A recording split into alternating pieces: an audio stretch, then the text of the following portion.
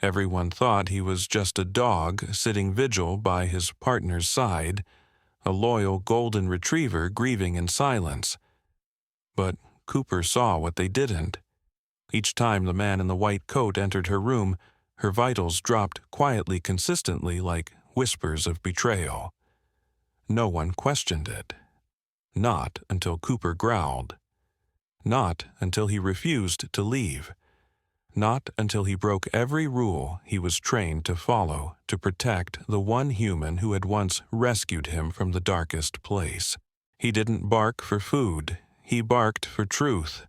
And when no one listened, Cooper launched himself into the unknown, unleashing a chain of events that would uncover a secret buried beneath syringes and scrubs, and prove that even the quietest guardian can bring down giants in disguise. The explosion rocked Ridgefield just after sunrise. A plume of black smoke twisted upward over the industrial quarter near the airport, painting the Oregon sky in hues of ash and fire. The morning air, usually crisp and filled with pine, now reeked of scorched metal and rubber. Sirens screamed through the quiet streets as fire engines and ambulances tore through intersections heading straight toward the warehouse district, where the blast had turned concrete to dust. At the center of it all was Sergeant Megan Foster, 36 tall and athletic, her frame lean, with years of physical training and field duty. Her short, ash-blonde hair was matted with soot, and blood trailed down the side of her face from a cut just above her brow. A shard of steel had torn through her tactical vest, embedding itself in her shoulder. Her left arm hung limp. Even unconscious, her expression was taut, jaw clenched, as if commanding herself to stay alive. Megan was known in the Ridgefield Police Department for being both relentless and restrained. She followed orders, but never blindly. She led with instinct as much as intellect and trusted few, except for one: Cooper. The golden retriever trotted alongside the paramedics as they wheeled Megan's stretcher into the ER entrance of St. Vincent's Regional Medical Center. 6 years old, with a rich sun-gold coat and gentle brown eyes, Cooper was more than a canine partner. He was a survivor. Megan had pulled him from a private training facility 2 years prior, one known for brutal methods. When she first brought him home, he flinched at closed doors and wouldn't step on tile floors. Now, he followed her through gunfire.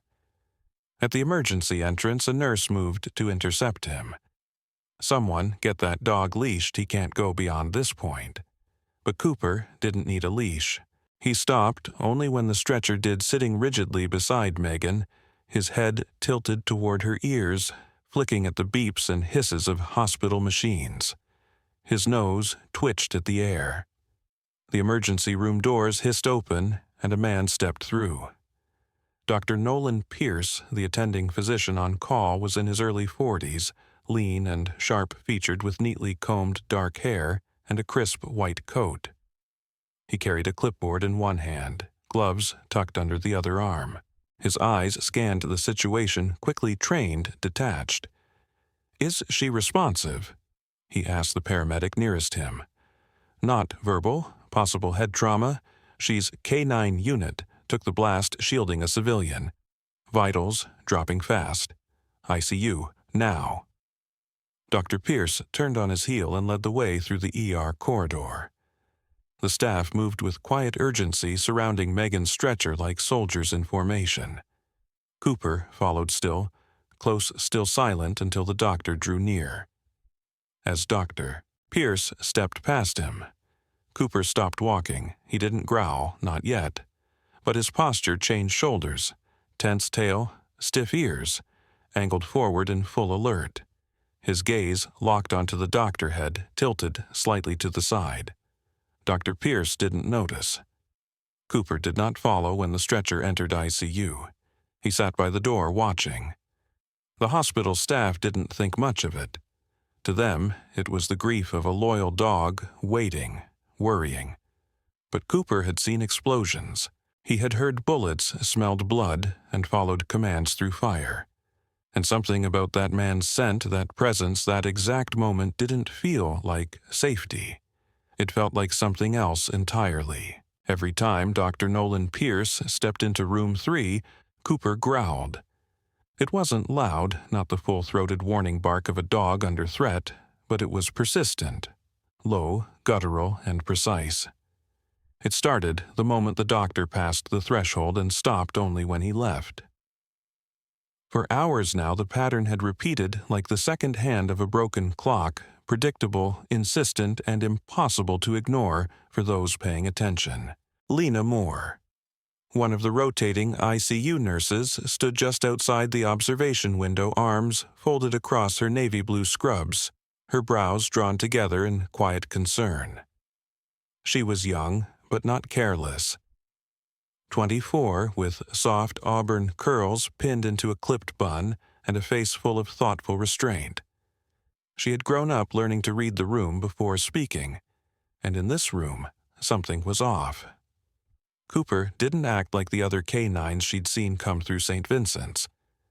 He didn't whimper. He didn't pace or look for affection. He watched. Not the way a grieving companion watches the one they've lost. He watched like a sentry, focused, intent, and most of all, selective. The golden retriever, still as stone at Megan's bedside, didn't react to the rest of the hospital staff, didn't so much as twitch when nurses adjusted lines or when orderlies cleaned the floor. But as soon as Dr. Pierce walked in, even without touching the patient, Cooper's shoulders would tense, ears snap forward, and that deep growl would roll up from his chest like thunder before a storm. Lena had noticed it 3 times now, and it wasn't fading, it was sharpening. She finally spoke up during the evening shift handoff when the nurses were huddled near the workstation, sipping coffee and updating charts. "Anyone else see the way the K9 reacts to Dr. Pierce?" she asked, trying to sound casual. Carmen Briggs, an older nurse with 30 years of experience and a skeptical smile, looked over her glasses. "Dogs grieve weird, especially those working ones. They get attached." Lena nodded, but didn't agree. "It doesn't look like grief." Carmen shrugged. "Then maybe he doesn't like Pierce's cologne." Lena forced a smile, but she couldn't shake the feeling in her gut. It wasn't perfume Cooper was reacting to. It was presence. After her shift, instead of going straight to the locker room, Lena stopped by the digital record station in the staff-only archive. The room was small, tucked behind radiology and rarely used by anyone outside administration. She logged in using her credentials, pulled up Megan Foster's file, and searched through the non-medical entries, incident logs, procedural flags, internal memos. It didn't take long. Buried beneath a time-stamped activity note, Lena found a 2-sentence alert, red-flagged but archived. Sergeant Foster submitted multiple requests to audit Ridgefield Airport's pharmaceutical intake logs. Linked to undocumented late-night cargo entries. Investigation ongoing prior to incident. Lena's heart tapped faster. Cargo logs, pharmaceuticals, the same warehouse district that had exploded that morning. She leaned back from the monitor. So Megan hadn't just been caught in the blast. She had been close to something too close. Behind her eyes, images clicked into place. The unusual precision in the attack site. The fact that Cooper reacted not with sorrow, but with suspicion. And Megan's presence at the warehouse that day hadn't been random. She had been investigating something long before it burned. Lena didn't yet know who had started the fire, but she was starting to understand why. And the dog already knew something she didn't. Dr. Nolan Pierce moved through the ICU like a man built from marble, calm, clinical, composed. His shoes made no sound against the linoleum floor, and his eyes never lingered too long on anything but vitals and charts. To the rest of the staff, he was a welcome change from the often overworked, overstretched team of night shift attendings. Always punctual, always poised. But not to Cooper. The golden retriever, still stationed beside Sergeant Megan Foster's hospital bed, did not sleep. He did not rest. He only watched, and whenever Dr. Pierce entered the room, Cooper's entire body went rigid, his deep brown eyes locking onto the man's frame with laser precision. That morning, Pierce made his third visit before noon. He entered the room without a sound, his coat crisp and stethoscope gleaming under the fluorescent light. Megan remained unconscious, her vitals steady but flatlined in progress. As doctor, Pierce leaned over to check the IV line. Cooper let out a low growl, not aggressive but pointed, deliberate. His ears tilted forward, head slightly lowered, his body tense and unmoving, the warning of a trained protector. Pierce didn't flinch. He never did. "Still don't like me, huh?" he muttered under his breath, glancing briefly toward the dog. He returned his attention to Megan's line, adjusted the saline, scribbled something on the clipboard, and walked out with the same unhurried ease. In the hallway just outside, Lena Moore watched the exchange through the glass. Her lips were pressed together, hands folded over the tablet against her chest. She had watched this moment play out before, but something was different today. Cooper's stare hadn't followed the doctor out of the room immediately. Instead, he had continued to glare at the door even long after it had closed, as though scent lingered behind louder than footsteps. Lena had always trusted her gut. It came from growing up in a system where instincts were sometimes all that kept you safe, and now her gut told her something was wrong with Dr. Nolan Pierce. After finishing her shift, she returned to the secure records archive she'd visited the night before. She hadn't told anyone what she found in Megan's file about the pharmaceutical audits. Not yet, but today she wanted more. She searched for Dr. Pierce's employment file, expecting to see his resume, staff number, credential verification, something. But there was almost nothing. His file had only been created the previous morning.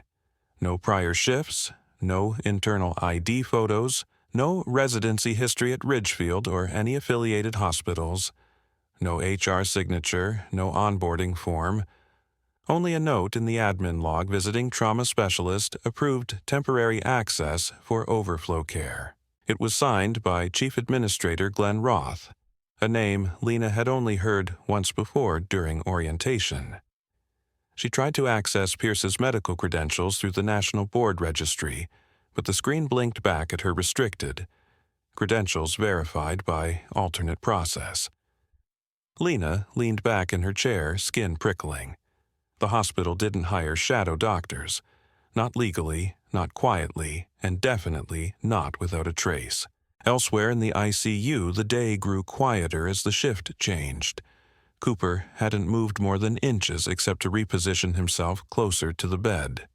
He placed his front paws gently against the edge of the mattress, his head resting near Megan's hip. The room buzzed faintly with the overhead lights. In that stillness, the door cracked open again. This time, it wasn't Dr. Pierce. Darren Park, a janitor in his early 50s with silver-streaked black hair and a hunched posture from years pushing mop carts, stepped in to empty the waste bin. He gave Cooper a gentle nod, the kind only dog lovers give when words are useless. Cooper didn't growl at Darren. He blinked slowly, allowed the man to move about the room, and returned to his watch when the janitor left. That difference, how Cooper could distinguish so precisely, made Lena's thoughts churn harder. As she walked through the staff corridor that evening, her mind returned to something else she'd seen. A stain. Faint but real. On Dr. Pierce's coat collar.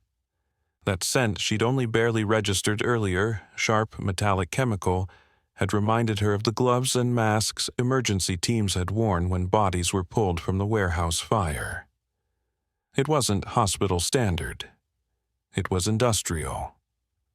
The thought led her to the laundry room tucked beneath the east wing of St. Vincent's, where soiled linens and uniforms were processed before transport. She waved at the loan attendant, a middle-aged woman named Rita, who sat folding hospital gowns with one earbud in. "Hi, just here to check something for a report," Lena said casually, scanning the rack of unclaimed garments. She spotted a coat on the end clean but not hospital-issued. She pulled it off the hanger slowly. Inside the collar there, it was a faint discoloration. She lifted it toward her face. The scent hit immediately burned plastic and ethanol. She'd only ever smelled it once before outside the warehouse standing beside paramedics before Megan was wheeled away. She froze. In her other hand, her tablet blinked. The system clock read 6:42 p.m. Without a word, she folded the coat, tucked it into a clean biohazard bag, and labeled it Room 3, Unassigned Garment. Do not reprocess. Then she walked straight to the security office. The hospital lights dimmed automatically at 10 p.m., giving the ICU wing a false sense of calm.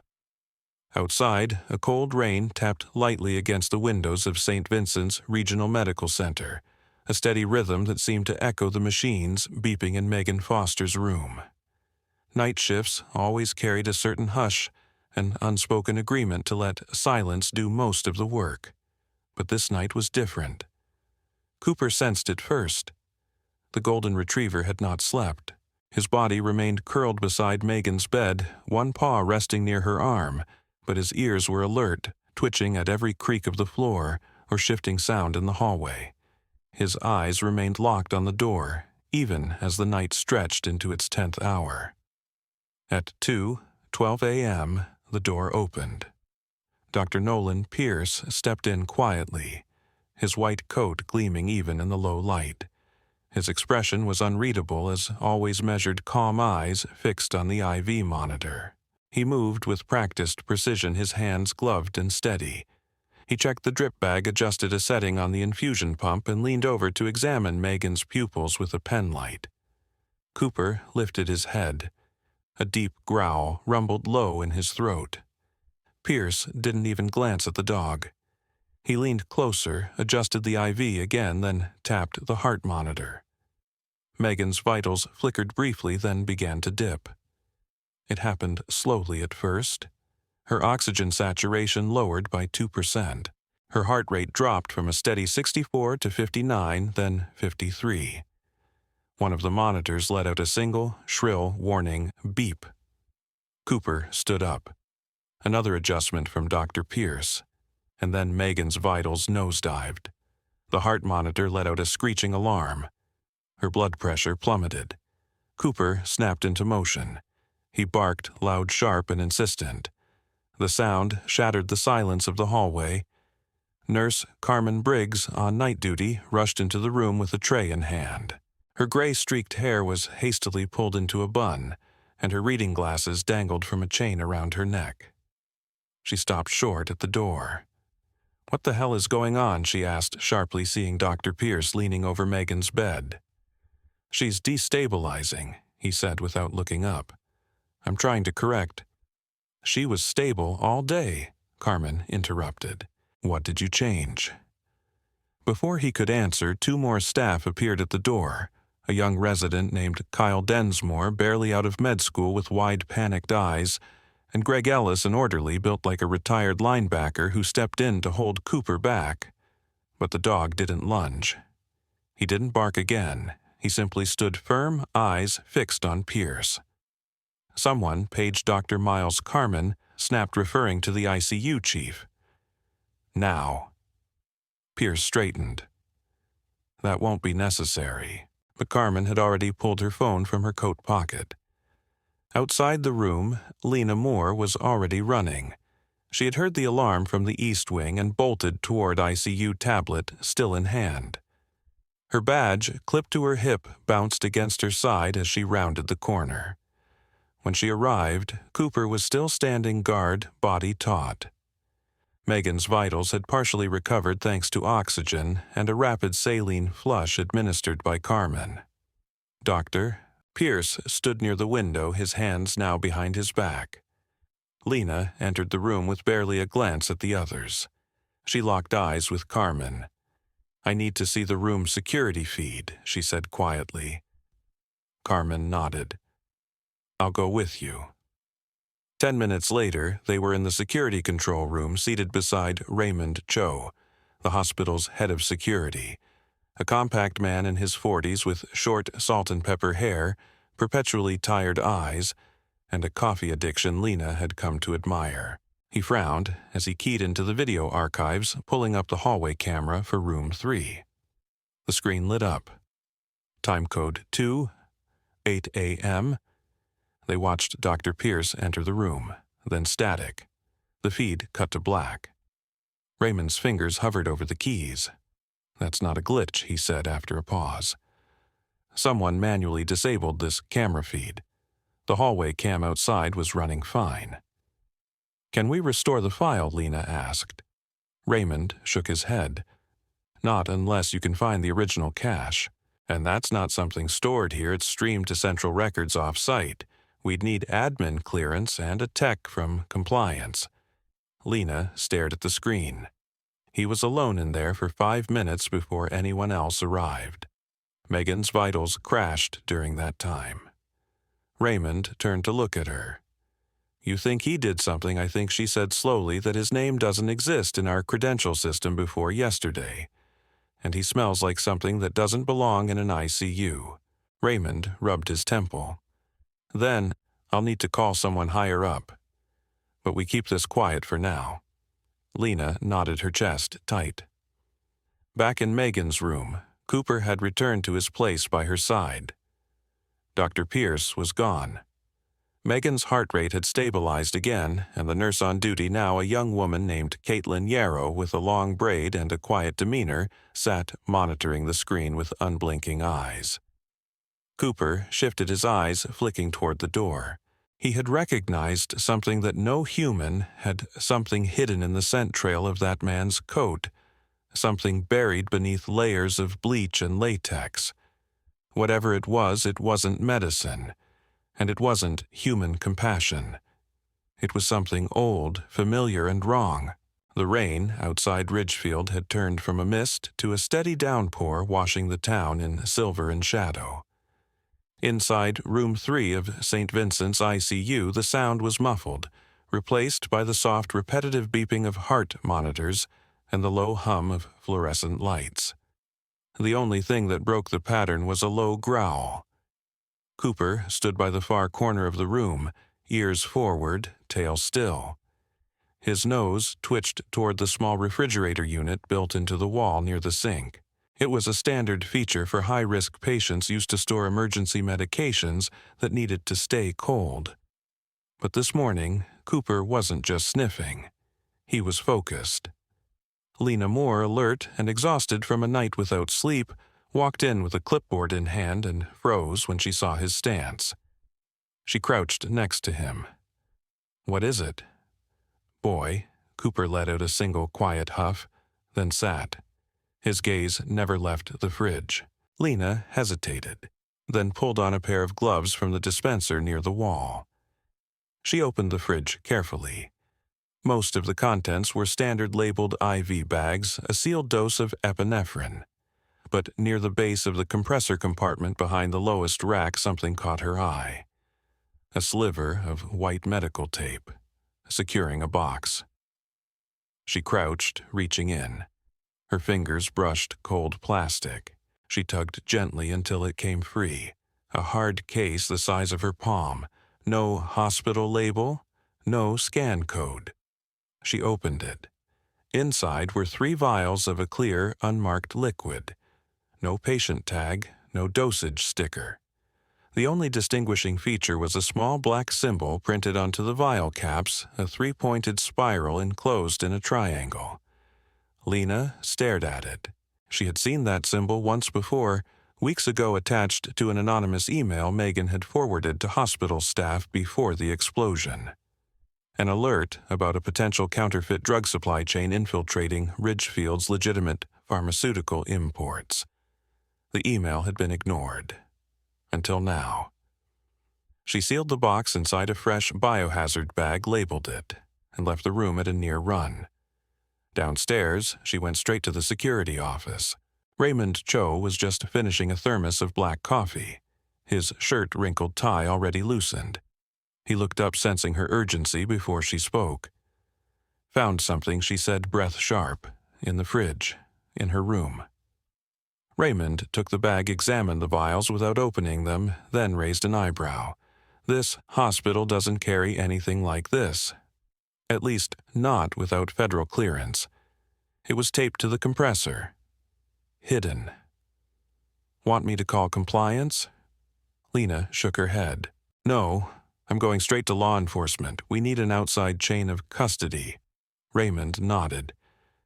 You want me to call the sheriff's office? I'll call myself. Outside, Lena stood beneath the narrow overhang beside the ambulance bay, the wind whipping rain against her scrubs as she dialed. Sheriff Daniel Reeves picked up on the third ring. His voice was flat, slow, like gravel turning in his throat. Reeves. This is Lena Moore, ICU nurse. We've found unmarked vials in Sergeant Megan Foster's room. They're stored secured and need to be picked up. I believe they may be linked to the explosion last week. Silence on the other end. Then you should have contacted hospital legal first. I'm contacting you because the symbol on the vials matches the group Megan was investigating. Reeves paused. Then his tone shifted, quiet but firm.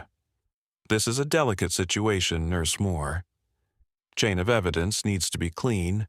I'll send someone by when I can. The line went dead. Lena stared at the phone, unsure what had just happened. That wasn't concern. That wasn't urgency. Back inside, she returned to the evidence locker with Raymond. He's not sending anyone, at least not soon. Raymond frowned. Want me to notify state police instead? No, not yet. She checked on Cooper, who remained watchful at Megan's bedside. He wagged his tail faintly when he saw her but didn't move. Later that afternoon, still no one from the sheriff's office had come. Lena sat in the break room, tapping a pen against a napkin as rain traced patterns down the windows. She had trusted Reeves. Megan had trusted Reeves. Now that trust was fraying. Cooper hadn't barked again, but Lena could tell from his posture, his quiet patience, the stiffness in his back, he was still on alert. Still waiting. The hospital lights flickered once, then again, and then darkness. An emergency power whine echoed down the halls of St. Vincent's ICU, followed by a half-second of absolute stillness. It wasn't just a fuse or a hallway circuit, this was the main grid, all systems everywhere. Off. In room 3, the silence was snapped by the sudden shrill of a heart monitor going dead. Cooper lifted his head, ears pointed, eyes narrowed. His body, which had been curled quietly beside Megan's bed, stiffened like a coiled spring. The room was blanketed in a dim blue hue from the emergency backup battery lights, but it was enough for him to see shadows moving past the frosted glass. Not nurses, not orderlies. Too fast, too quiet. Lena Moore had just stepped back into the ICU from the hallway when she saw it too, a flicker of motion near the corner junction. Her heart dropped. A shadow was sliding along the wall, not walking with the casual pace of staff, but pressed low, almost crouched. She turned just as a figure stepped into the hallway, tall, lean, and unmistakable in posture. Dr. Nolan Pierce, or at least the man who had claimed to be. Behind him were two other men in dark tactical clothing, faces partially obscured by masks. One carried a narrow silver case. The other had something long, slim, and unmistakable clipped to his hip, a combat knife. Lena's hand reached instinctively for her phone, but the screen was black. No signal, no light, no time. Inside the room, Cooper growled a deep, primal sound that reverberated through the walls. As the door to room 3 cracked open, the dog was already moving. One of the intruders stepped inside, first knife glinting in the weak light. He reached for Megan's IV line. Cooper lunged. His body hit the man full force, knocking him sideways into a tray cart. Metal crashed, echoing through the ICU like gunshots. The man fell hard, groaning, as Cooper circled to position himself between the bed and the attackers. The second man rushed forward with the silver case raised as a makeshift weapon. Lena, breath catching in her throat, pulled the drawer from the supply cabinet where security tools were stored for worst-case emergencies, chemical restraints, and a sleek black taser pistol issued after a recent wave of intrusions. She'd never fired it, but now wasn't the time to hesitate. The masked man turned toward her just as she raised the taser and fired. Electrodes crackled and caught his chest. He dropped the case and crumpled to the floor, convulsing, then going limp. Cooper spun back to the first man who had regained his footing and was drawing his knife. The lights flickered back on just enough to see blood trailing down his neck where Cooper had bitten him. Then came a voice. "You're wasting time." Doctor Pierce, his voice flat and cold, was now at the threshold, arms uncrossed, coat gone. He wore black tactical gear beneath his scrubs, a headset in his left ear, and a patch on his belt with no hospital insignia. His eyes were no longer calm, no longer pretending. They were sharp, animalistic, and filled with recognition. "Shut her down," he ordered one of the men on the floor who was now groaning and trying to sit up. Lena stepped in front of Megan's bed, taser still raised. "She's under police protection." By who, he asked. Daniel Reeves.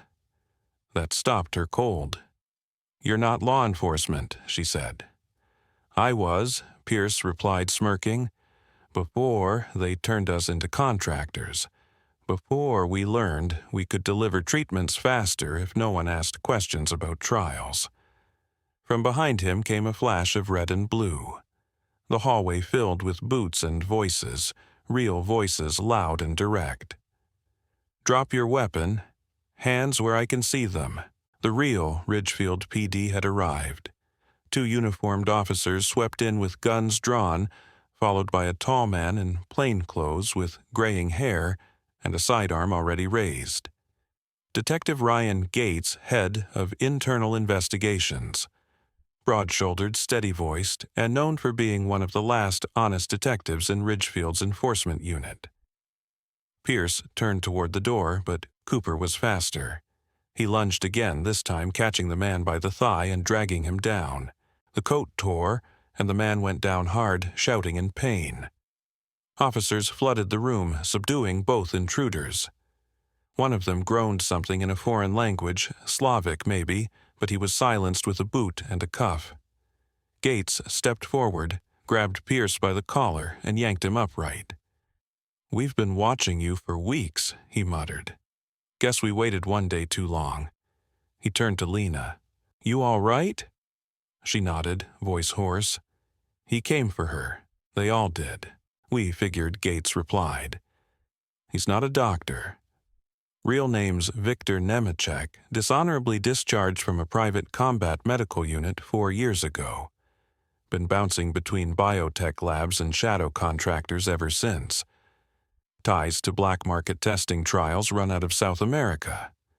Cooper stood guard as the officers hauled the men out. One officer paused, looking at the dog. "That one's not just a K9, he's a damn guardian." Gates glanced at Lena. "Where's the evidence you mentioned earlier?" "The vials locked downstairs," she said. "Security helped me log it. Good, because whatever's in those vials isn't meant to treat patients. It's meant to hide something worse." Cooper lay down beside Megan again as the ICU returned to a semblance of calm. The emergency lights flicked back to normal, but the shadow hadn't lifted, not yet. Megan Foster opened her eyes to the sound of rain. Not the fierce kind that tore through Ridgefield 2 nights ago, but a gentler rhythm, soft, unthreatening, brushing against the windows of her ICU room, like the distant memory of a storm finally passing.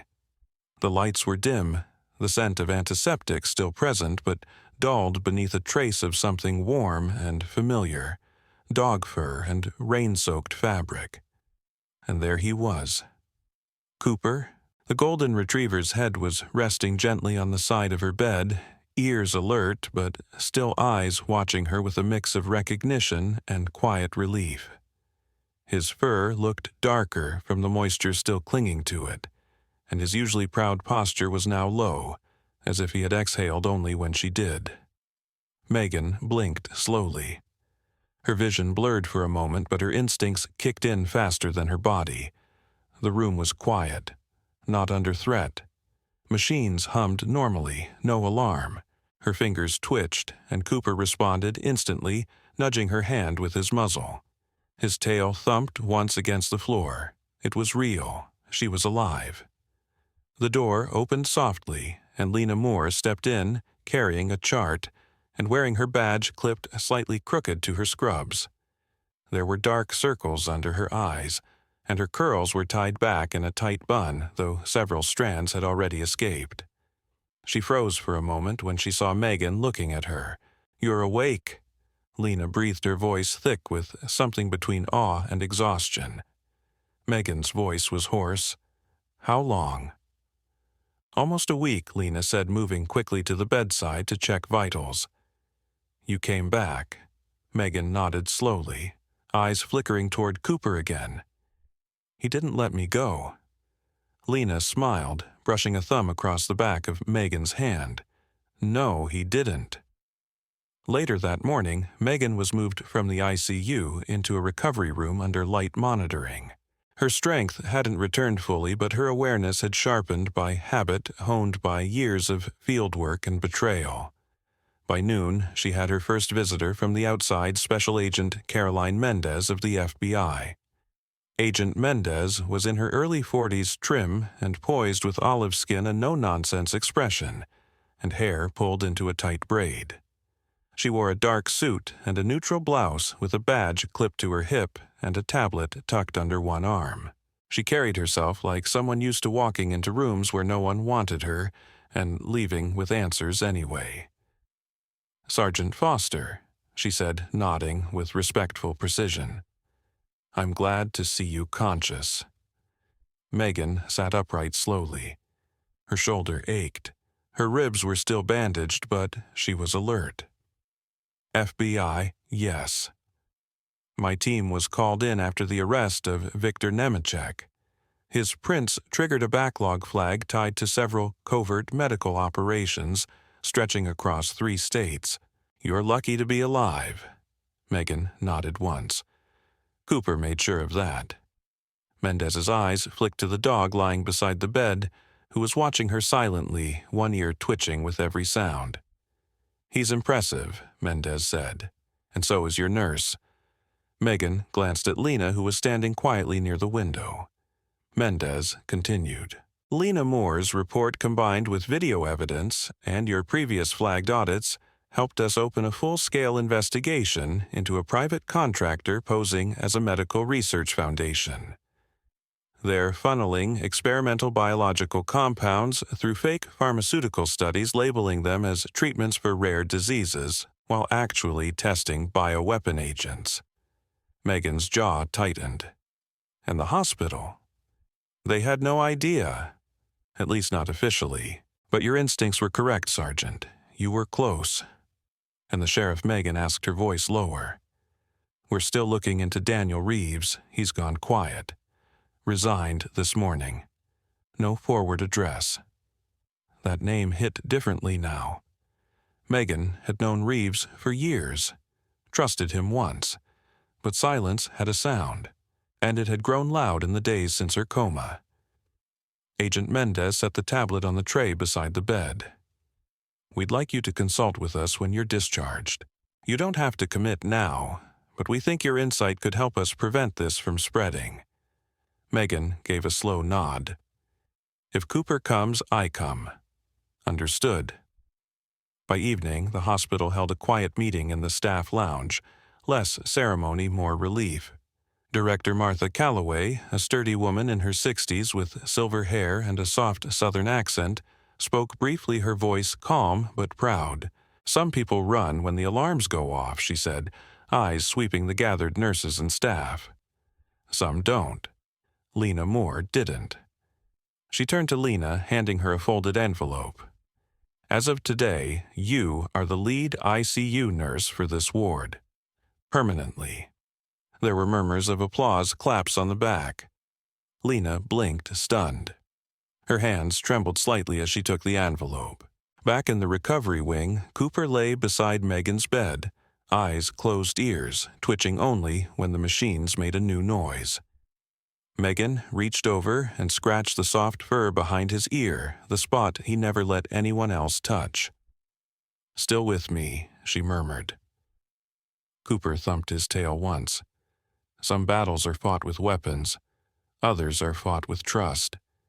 And trust had brought them both back. 1 year later, the stage lights at the National Security and Public Health Conference gleamed against a sleek navy blue backdrop, embroidered with 2 silver emblems, a caduceus crossed with a K9 badge. It was a quiet morning in Washington, D.C., the air crisp with the end of March chill. Inside the auditorium, the atmosphere was reverent. Not stiff, not overly formal, but purposeful, like the kind of silence that hung in briefing rooms before big decisions or hospital wings when life balanced on thin lines.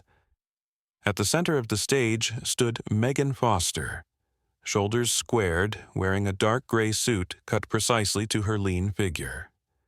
Her scar on the left temple was faint now, nearly hidden beneath her short, tucked hair, but she wore it openly, without apology. Her eyes, slate blue and unflinching, scanned the crowd not for applause but for impact. Beside her, seated with one paw resting on her boot, was Cooper. He was now 7, his golden coat slightly lighter around the muzzle, the faint beginnings of silver around the ears, adding to his already regal bearing. He wore no tactical vest today, only a custom leather harness engraved with the words "First Responder," "Forever Guardian." The announcer cleared his throat.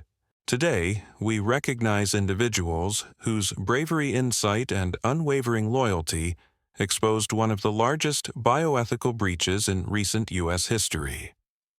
Sergeant Megan Foster and her partner Cooper, your actions not only saved lives, but also redefined how we think about protection detection and human-animal trust. Polite applause gave way to a standing ovation. Megan gave a small nod. Cooper tilted his head and wagged once slowly. In the second row, Lena Moore clapped until her palms stung. She was dressed differently now, business casual, a slate blouse, and navy slacks with her signature curls smoothed into a low twist. A new badge hung from her lanyard FBI Medical Fellow Biosecurity Task Force. She had earned it. After the Ridgefield incident, she had been invited into a joint training program combining trauma nursing and federal biocontrol systems. It wasn't just a promotion, it was a mission, one she accepted without hesitation. The next morning, back at St. Vincent's Regional Medical Center, the mood was less formal, but no less significant. The hospital had changed. The Southeast Wing now bore a new plaque, K9 Assisted Recovery and Security Pilot Unit, in honor of Cooper. It had started small, just one room, one handler, one dog. Now there were 4 certified K9s, each trained to detect emotional distress illicit substances and in advanced stages certain volatile compounds used in unauthorized biomedical testing. Raymond Cho, who had since been promoted to Director of Security Systems, oversaw the entire program. He was still the same, a bit scruffy, always tired coffee in one hand, but now with a badge of quiet pride in the other. He walked the perimeter of the new wing with Dr. Elise Tannen, the hospital's recently appointed deputy director. Elise was in her early 50s, tall, with short iron gray hair glasses, always half slipping down her nose, and a fierce commitment to systems that worked for people, not bureaucracy. This program only got funded because of what Megan and Cooper did, Elise said, eyeing the bronze plaque. And what Lana, never backed down from Raymond, added. She chased this thing when no one else would. In the observation room, Cooper lay beside a small patient, a girl no older than 9, with IV lines in both arms. She was sketching something on a tablet, occasionally reaching out to stroke the dog's fur. Her mother, seated nearby, mouthed the words, "Thank you," through the glass. That was the proof. Across the country, 5 more hospitals had reached out to replicate the model. Cooper's name had become part of national training seminars for integrated canine hospital support, and yet he still didn't seem to care about fame. He only looked up when Megan walked in. She wore civilian clothes now, black jeans, boots, a jacket with a faded department patch on the sleeve. Her movements were quieter these days, more deliberate. But she hadn't stopped serving, just changed uniforms. Later that afternoon, they stood together again, this time in front of a different warehouse. Langley Transport Facility, 15 miles outside of Ridgefield. A place now under investigation for connections to a sister company of the dissolved Rathvin Research Group, the very entity behind the Ridgefield smuggling ring. The case was still open. New aliases had appeared, new methods, new players, but some things hadn't changed. Cooper's ears lifted at the faint metallic click of a nearby container door. Megan raised her hand instinctively. Not a command, just a signal. He stopped, waited, watched. Behind them, Lena approached with a tablet in one hand, a thermal scanner in the other. "Third container to the left," she said. "We're picking up heat signatures where there shouldn't be any." Megan nodded. "You ready?" Cooper looked up at her tail, low, steady, confident. She smiled faintly. "Then let's get to work." Sometimes the greatest miracles don't arrive with lightning or loud voices from the heavens. Sometimes they come in quiet forms: a loyal dog who refuses to leave your side, a nurse who chooses courage over fear, a whisper of warning in the darkest hour. This story reminds us that God often works through the unexpected, through the bond between a human and an animal, through instinct, love, and loyalty, through those who refuse to stay silent when truth needs a voice. In our daily lives, we are surrounded by unseen battles, illness, injustice, fear, and doubt. But as this story shows, no darkness can overpower light when faith, love, and courage stand together. Maybe your Cooper is a friend who never gave up on you. Maybe you're the one being called to protect, to speak up, to fight for what's right. So, if this story touched you, take a moment today to thank God for the guardians He places in your life, seen or unseen. And if you believe in His timing, in His guidance, in His silent miracles, type Amen in the comments. Share this video with someone who needs a reminder that no one is truly alone. Comment to tell us where you've seen faith at work in your life. Subscribe to our channel for more stories of hope, courage, and divine timing. And may God bless each and every one of you watching today.